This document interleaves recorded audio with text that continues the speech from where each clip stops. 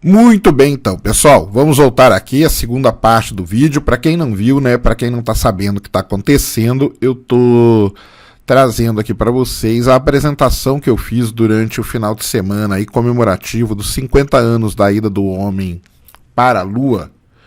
E eu dividi a apresentação em partes, tá? Para não ficar muito longo, então volte aí, assista a primeira parte, onde eu falo ali um pouco do contexto geopolítico da época e falo também da missão do projeto Mercury, tá? Então, no projeto Mercury, voltando, né, no capítulo anterior da ida do homem para a Lua, os Estados Unidos conseguiu levar o homem para o espaço e fazer o homem orbitar a Terra. Então, surgiu, depois do projeto Mercury, o nosso queridíssimo aqui projeto Gemini, ou Gemini, tá? Projeto Gemini, o projeto Gêmeos, né? Se você ler, traduzir, porque dessa vez iriam 2 astronautas, tá? E aqui você tem as 2 estrelinhas aqui. Os objetivos do projeto Gemini era demonstrar voos mais longos, né? De permanência no espaço, sendo no mínimo 8 dias e no máximo 2 semanas, o que seria preciso se a gente quisesse ir para a Lua. Realizar 2 manobras super importantes, uma delas chamada Rendezvous e a outra chamada de acoplagem com outro veículo. Além disso, manobrar os veículos, os 2, quando eles estivessem acoplados, que isso mudaria muito a dinâmica do voo, usando para isso o sistema de propulsão do veículo alvo, tá? Então, eles tinham que testar isso aqui. E esse negócio do rendezvous e acoplagem, isso aqui é muito importante. Eu vou falar bastante disso aqui durante essa apresentação, durante essa parte, porque um dos caras mais importantes do programa espacial norte-americano é o nosso querido Buzz Aldrin. O Buzz, a tese de doutorado do Buzz foi isso aqui, ó, estudar o rendezvous. Não é algo fácil, o rendezvous é você lança uma nave para o espaço, lança outra atrás dela. E você tem que perseguir aquela nave para acoplar. Você acha que é simplesmente acelerar, mas não é, porque se você acelerar, você muda de órbita. Então você tem que fazer uma série de manobras para chegar nisso. O Buzz calculou tudo isso, fez a tese de doutorado dele, e isso é usado até hoje quando você tem acoplamentos, por exemplo, da Soyuz com a ISS, de todas as naves que se acoplam no espaço, é usado esse lance do rendezvous e da acoplagem, tá? Então, além de fazer o rendezvous e o acoplamento no espaço, realizar as chamadas EVAs, atividades extraveiculares, ou seja, o astronauta sair de dentro da cápsula dele, poder ficar ali no espaço por um tempo, depois voltar para a cápsula e tudo bem para poder realizar tarefas. Nesse momento aqui eles estariam treinando como que o astronauta poderia realizar tarefas na Lua. E levar à perfeição as técnicas de reentrada na atmosfera, ou seja, fazer a sonda pousar num local pré-determinado. Lembre-se que nós estamos aqui no meio da Guerra Fria, ou seja, não seria nada legal uma nave dessa pousar no meio da União Soviética. Então, surgiu aqui o projeto Gemini. O projeto Gemini, esse aqui era o grupo de astronautas do projeto Gemini: Edward White, o Ed White, James McTreat, John Young, que depois pilotou a Enterprise, o primeiro shuttle, tá? O Elliot C., Charles Conrad, Frank Borman, Neil Armstrong entra aqui no programa espacial, Thomas Stafford, James Lovell, e aí você ainda tem alguns que vieram do projeto Mercury e depois ainda teve a galera que se juntou aqui, Michael Collins, Buzz Aldrin, aí que eles começaram a juntar e formaram então essa turma de astronautas aqui do projeto Gemini. Como eu falei, né, lá no projeto Mercury a gente tinha o Atlas, o Mercury Atlas e o Redstone, tá? E aqui no projeto Gemini a gente tinha o Gemini Titan, que é o foguete que levava os astronautas então para o espaço. Está aqui o foguete, combustível líquido, todos aqui os estágios, e aqui em cima pretinho ia a cápsula, tá? Você vê que a Gemini ela não tinha a torre de escape dela, tá? Ela tinha um outro sistema aqui de propulsão, ela não tinha torre de escape, então esse aqui era o foguete, o Gemini Titan, que fez os voos aí. Tá aqui mais uma Mais uma imagem bonita aí do Gemini Titan na torre de lançamento, lá em cima a cápsula Gemini. Uma coisa que eu não falei na outra, que eu lembrei aqui agora, se você visitar o Kennedy Space Center ali em Orlando, né, pertinho de Orlando, em Cabo Canaveral, logo na entrada existe um negócio chamado Rocket Garden, que é o Jardim dos Foguetes. Então ali você tem a capacidade de ver esses foguetes ali parados. É muito legal, um passeio que vale muito a pena visitar lá. Então esse era o foguete do projeto Gemini. A cápsula, né? Óbvio que a cápsula ela tinha que ser maior, porque agora ela tinha que acomodar 2 astronautas e ela ainda tinha aqui a escotilha onde o astronauta poderia sair, realizar, né, a caminhada espacial e depois retornar para dentro da cápsula. Então, obviamente que ela era um pouco maior, ela tinha aqui essa parte cônica aqui da frente, onde ia o astronauta, como se fosse, tá, um módulo de comando, e aqui essa parte aqui de trás dela, que seria algo parecido como um módulo de serviço, onde iam aqui motores, os sistemas e tudo mais, e os 2 astronautas iam ali. Ela era um pouquinho maior, um pouquinho mais, né, digamos assim, aconchegante, mesmo assim ainda era tipo uma latinha de sardinha. E aqui na frente todo o sistema de acoplagem como a Gemini fazia, beleza? Então, vimos os astronautas, vimos o foguete, o Gemini Titan, e vimos a cápsula Gemini, que é essa aqui. Começa então o projeto Gemini, tá? O projeto Gemini ele teve ali, né, os primeiros voos não tripulados, tá? Vários testes foram feitos, principalmente com o foguete, com a cápsula e tudo mais. E a Gemini 3 é então a primeira missão tripulada do projeto Gemini. Ela levou o Gus Grissom, um astronauta que veio, né, lá do projeto Mercury, e o John Young. E ela foi apelidada, o John Grissom apelidou a cápsula de Molly Brown. Esse nome aqui, isso aqui é bem interessante, essa historinha. A Molly Brown é uma das sobreviventes do Titanic. Quando o Titanic afundou, essa pessoa que foi uma das sobreviventes, a Molly Brown. E a cápsula do Gus Grissom, lá na Mercury, quando ela caiu no mar, ela entrou água na cápsula e ela afundou também. Então ele resolveu dar um nome para a cápsula de Molly Brown, a Gemini 3, tá? Eles foram lançados ao espaço dia 23 de março de 65. Lembrando que o John Young depois iria se tornar o primeiro piloto da Enterprise ou do Shuttle, tá? Eram 2 pilotos, o John Young era um deles. Então tá aí a Gemini 3. Depois veio a caminhada espacial. A Gemini 3 não fez caminhada espacial, foi a primeira Gemini tripulada. A Gemini 4, sim, realizou a primeira caminhada espacial com o Ed White, tá?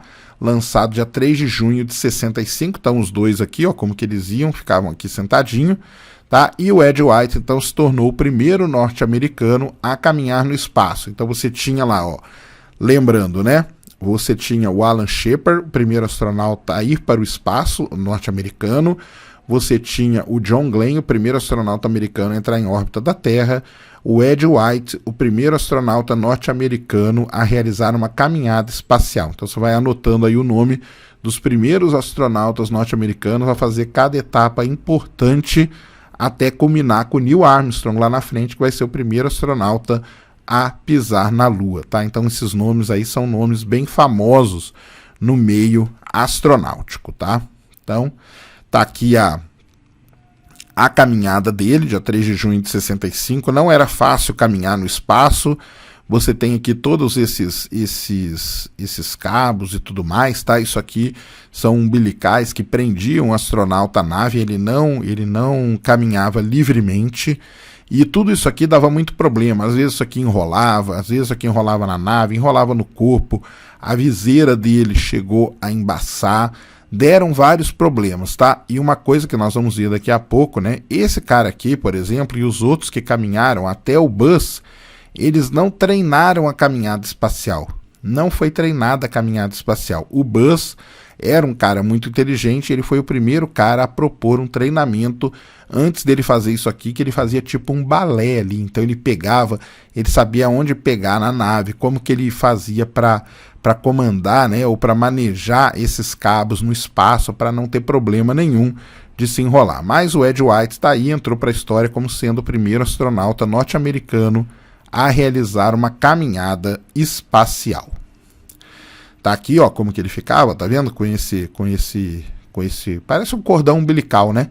Prendendo o astronauta à nave, depois ele voltava por aqui que ele recebia o oxigênio e tudo mais. Aí veio a Gemini 5 com o Gordon Cooper e com o Pete Conrad, lançados aí 21 de agosto de 65, e aqui com a Gemini.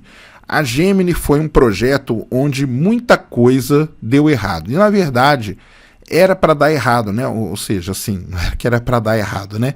Se tivesse que dar errado, que desse errado na Gemini e não desse errado na Apollo, embora na Apollo depois algumas coisas deram errado também, tá? Mas aqui na Gemini muita coisa deu errado na hora que tinha que dar. Por exemplo, no caso da Gemini 5, o Gordon Cooper e o Pete Conrad tiveram problemas com as coordenadas enviadas pela navegação, tá? Para fazer a navegação. E isso acarretou num erro na hora de pousar a nave de 143 quilômetros no local do pouso. Isso aqui era terrível, como eu falei, né? Estamos aqui em 1965, vivendo ali o meio da Guerra Fria. Esses caras aqui não podiam errar tanto, vamos supor que eles caíssem ali no meio da União Soviética ou coisa do tipo, né? Então, por isso que um dos objetivos era levar à perfeição esse lance de pousar toda essa navegação. Lembrando para vocês, tá? Que na época computador era algo extremamente complicado, eram computadores que ocupavam uma sala inteira, poucas as pessoas sabiam mexer, trabalhar com computador. Como eu falei, né, o filme Estrelas Além do Tempo mostra isso muito bem. Ali no final do filme é quando chega, né, o primeiro computador da IBM chega na NASA e ninguém sabia mexer, tanto que uma lá das computadoras, né, das mulheres que mexiam no computador, ela começa a aprender a fazer aquilo. Então nós estamos aqui hoje, se você pensar assim, uma coordenada espacial é algo simples, mas nessa época não era tão simples assim, porque você não tinha como calcular com uma precisão tão grande. Então isso tudo tem que ser levado em consideração. Então a Gemini 5 teve todo esse problema, beleza? Aí, duas missões bem interessantes, a Gemini 6 e a Gemini 7, elas foram lançadas, tá, juntinhas, ou com alguma diferença. Aqui tem um negócio interessante, que a Gemini, embora chame-se Gemini 6, ela foi lançada dia 14 de dezembro de 65 e a Gemini 7 no dia 4 de dezembro de 65. Então, troca aqui, né? Uma foi lançada antes da outra, embora ela seja antes que a outra. Bem, o lance das duas naves, isso aqui foi a Gemini 6 e a Gemini 7, foi a primeira vez na história que os Estados Unidos lançou duas naves tripuladas ao mesmo tempo. Ele tinha duas naves tripuladas ao mesmo tempo no espaço. Então, quando você vê foto da Gemini no espaço, foi feito ou pela Gemini 6 ou pela Gemini 7, como eu estou mostrando aqui. Então, a tripulação da Gemini 6 era o Tom Stafford e o Wally Schirra, tá? Lançados em 14 ou 15, né, de dezembro de 65. E na Gemini 7, o Jim Lovell e o Frank Borman, lançados em 4 de dezembro de 65. Então tá aqui uma fazendo foto da outra, tá aqui as duas no navio, ó, tá vendo? As duas cápsulas recuperadas, ó que legal, e aqui a tripulação da Gemini 6, aqui a tripulação da Gemini 7, né?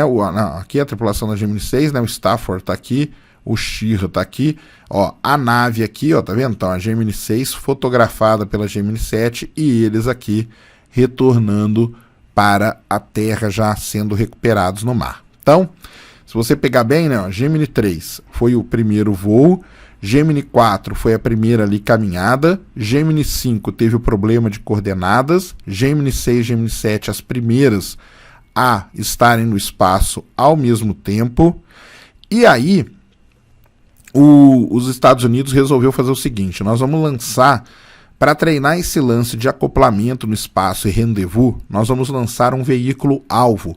E aí surge o Agena. O Agena, então, era um veículo-alvo que ele era lançado primeiro e depois você lançava a Gemini tripulada. E aí no espaço a Gemini ia atrás do Agena, se fazia toda aquela manobra que eu falei, né, o rendezvous, e depois fazia o acoplamento com ele. Então, isso que aconteceu. Começaram a lançar o veículo Agena. Tá aqui, ó, ele era lançado num foguete normal, ele tá aqui em cima, né? E ele ia para o espaço um pouco antes da Gemini. E aí a gente tem, então, a famosa Gemini 8. Gemini 8 foi lançada com o Neil Armstrong, tá? O Neil Armstrong era era o piloto aí principal, né, o comandante da Gemini 8. E o que acontece na Gemini 8?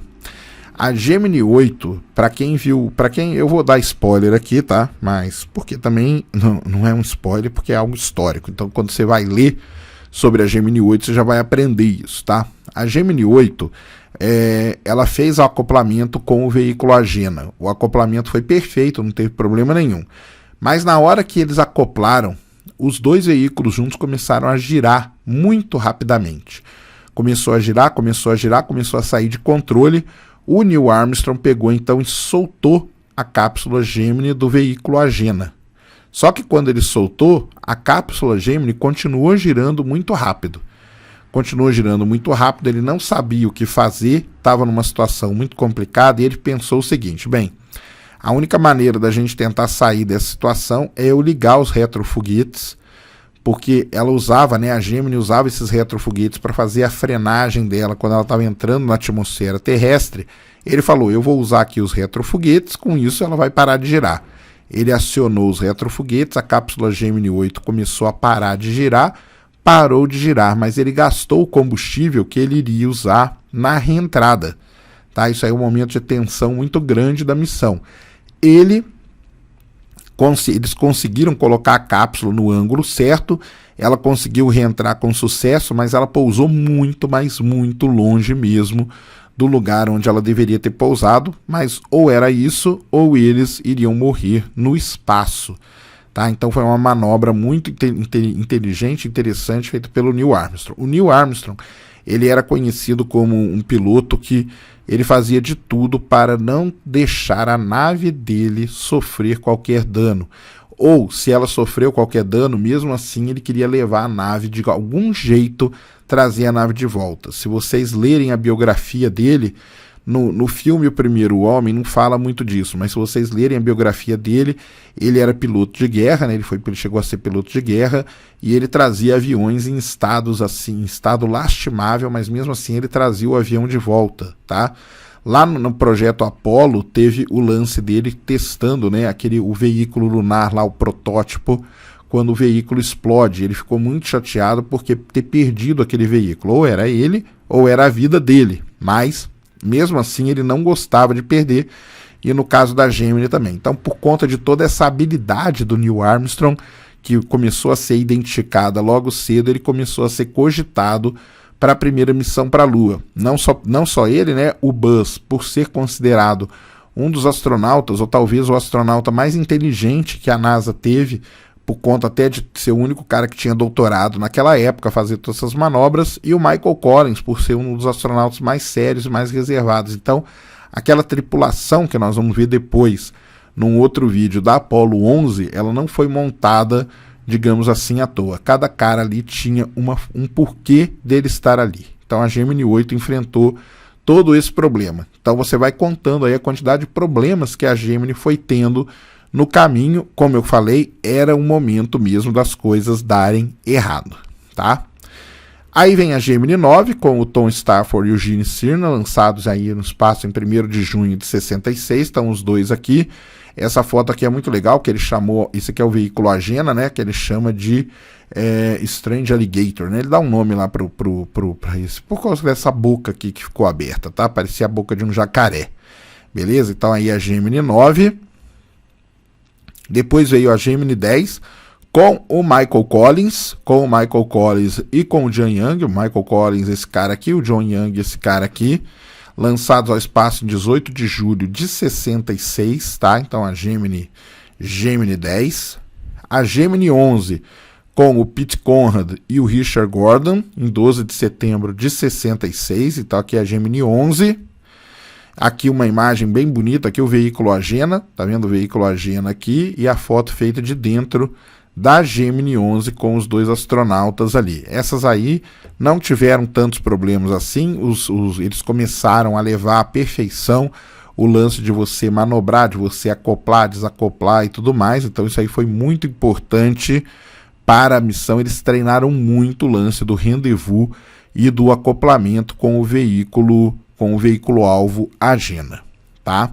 E aí chegamos então na Gemini 12. Gemini 12, de novo, o Jim Lovell, ou James Lovell, né, como a gente chama. O James Lovell, para quem não está ligando o nome à pessoa, é o mesmo cara que foi o comandante da Apollo 13, tá? É o que a gente brinca, né? A gente chama ele de Tom Hanks, porque o Tom Hanks fez representou, né, o Jim Lovell lá no filme Apollo 13, tá? Então o Jim Lovell é um cara muito interessante, que ele voou aqui na Gemini 12, depois ele voou na Apollo 8, na Gemini 12, ele voou na Apollo 8, que deu a volta na Lua, e ele voou na Apollo 13, que teve o problema e não pousou na Lua. Então ele é um cara assim que ele não chegou a pousar na Lua, embora tenha sido um dos astronautas mais ativos de todo esse período aí, desses 8 anos, né, que vai de 61 a 69, talvez o James Lovell tenha sido um dos caras mais ativos no meio dos astronautas. Então, 11 de novembro de 66, é lançada a Gemini 12, a última Gemini desse projeto Gemini que foi lançada. E aí que entra uma história muito interessante, tá? Em 11 de novembro de 66, o Buzz fez a sua caminhada espacial, tá aqui a foto, né, que o pessoal brinca até que é a primeira selfie tirada no espaço e talvez a primeira selfie tirada na história. Esse aqui é o Buzz tirando com a Terra ali ao fundo e tudo mais. Como eu falei para vocês, né, o Buzz era um dos caras mais inteligentes que tinha no grupo, né, na turma de astronautas. E quando ele foi para o espaço e quando ele foi designado para fazer a caminhada espacial, ele foi o único cara que resolveu treinar a caminhada espacial. Então ele falou assim, se eu vou fazer essa caminhada, pega uma cápsula, coloca no fundo da piscina para mim, que eu vou treinar todos os movimentos para eu não ter surpresa quando eu estiver lá no espaço. Então ele sabia exatamente o movimento, como que ele ia fazer, como que ia estar o cabo umbilical, aonde que ele ia ter que segurar na nave e tudo mais. Então ele sabia fazer tudo isso, ele fez tudo isso como se fosse um balé.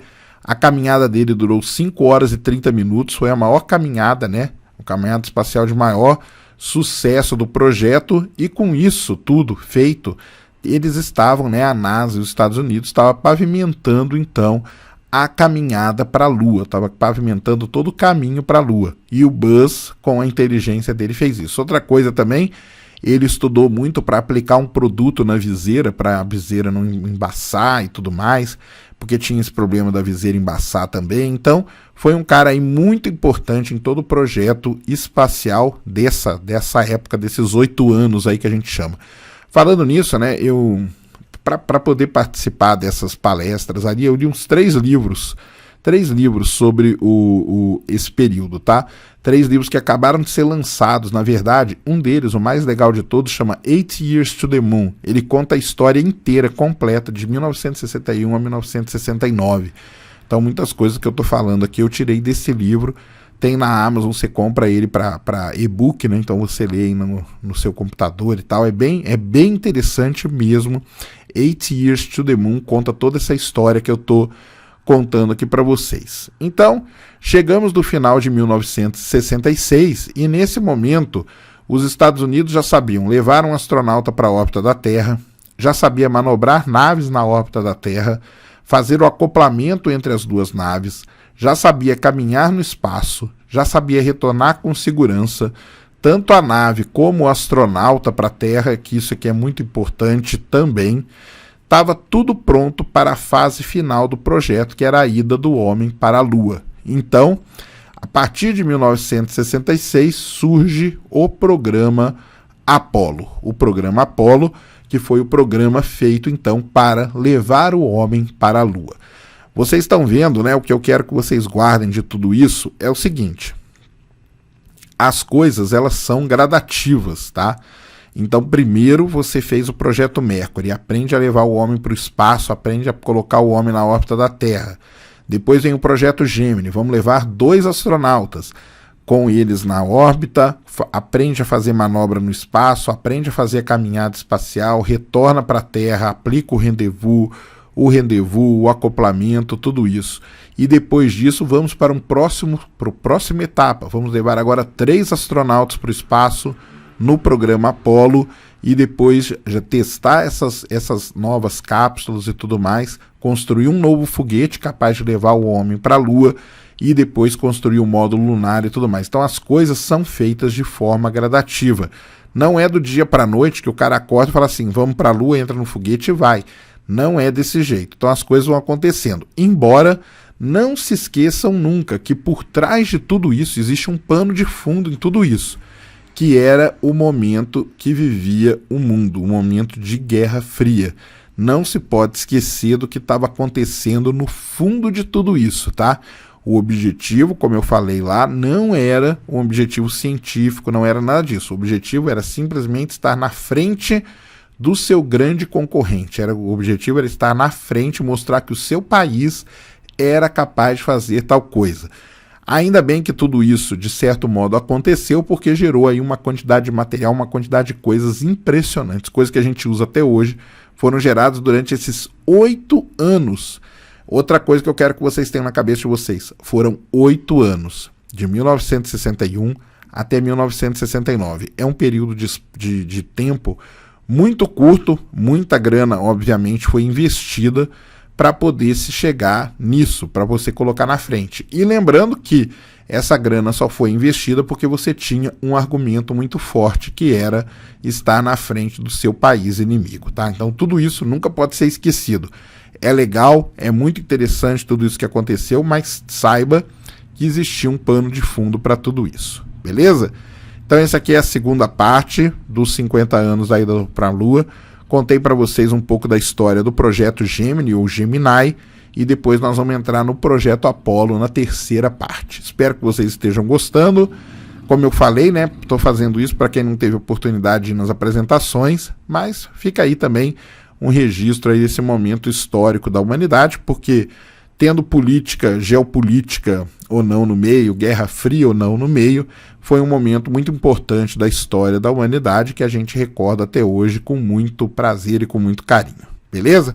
Então, Pacotão YouTube, compartilha, favorita, deixa aí nos comentários, se inscreve no canal se você não é inscrito e depois eu volto com a terceira parte da história aí da ida do homem para a Lua. Obrigado, fui!